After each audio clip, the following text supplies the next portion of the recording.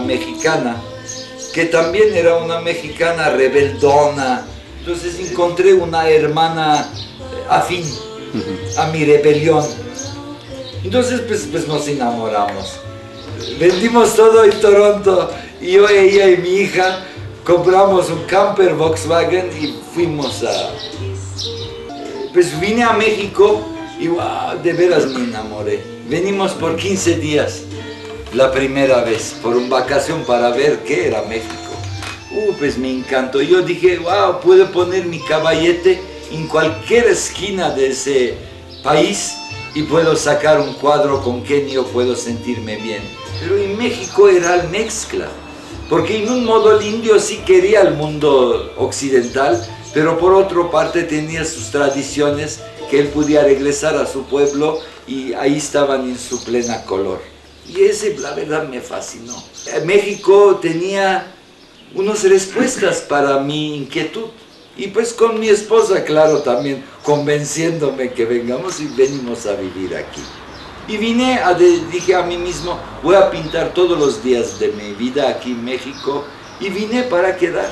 Y aquí estoy, mira, desde 26 años. Pero pues la vida me abrió caminos, llegué a conocer gente que me becaron. Dijeron, tú sí mereces expresar y me dieron dinero para pues mantener mi familia y mientras seguir pintando. Les agradezco a todas esas personas. La gran inspiración de México fue la cultura mestiza, que me fascinó en sus facetas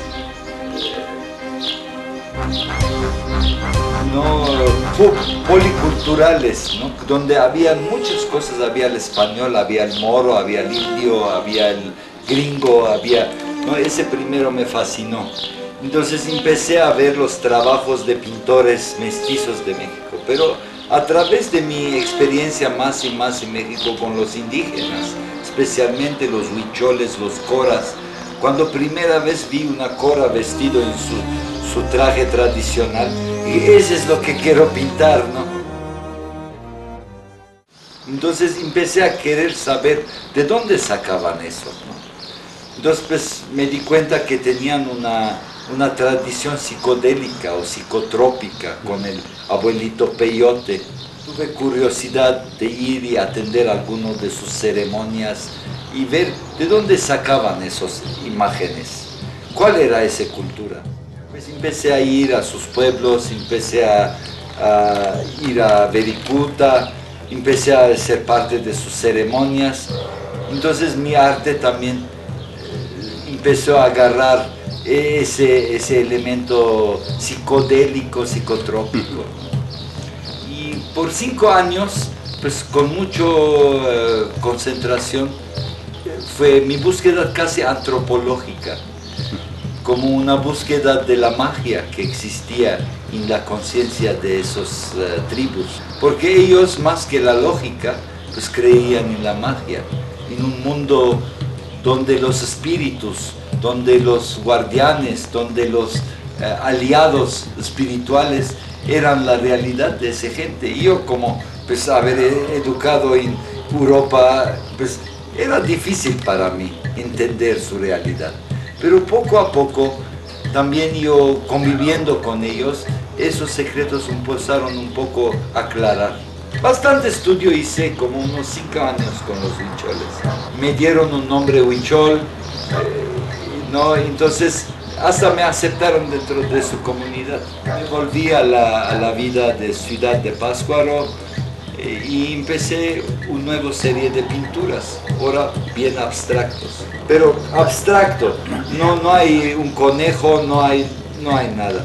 Entonces hasta que los huicholes sí acercan al mundo abstracto, su trabajo sigue siendo un simbolismo de conejos, de venados. El mío no. Sé cómo llegó a ser una búsqueda de una alfabeta abstracta para mí. Pero la búsqueda no era intelectual, era totalmente un desborde de conciencia. Mi conciencia empezó a desbordar. Entonces pinté miles de cuadros en esa época. Todo ese enojo, toda esa inconformidad dentro de mí salió sobre esos cuadros abstractos. Fue liberador. Muy liberador. La verdad, más gran terapia que yo pude imaginar. Por ese joven armenio enojado, resentido, con una herida incluso alma, toda esa experiencia fue muy sanador. Entonces, del otro lado de esa experiencia emergió otro bache, un bache más alegre, un bache menos juicioso, un bache más amador, un bache más viviendo en el minuto.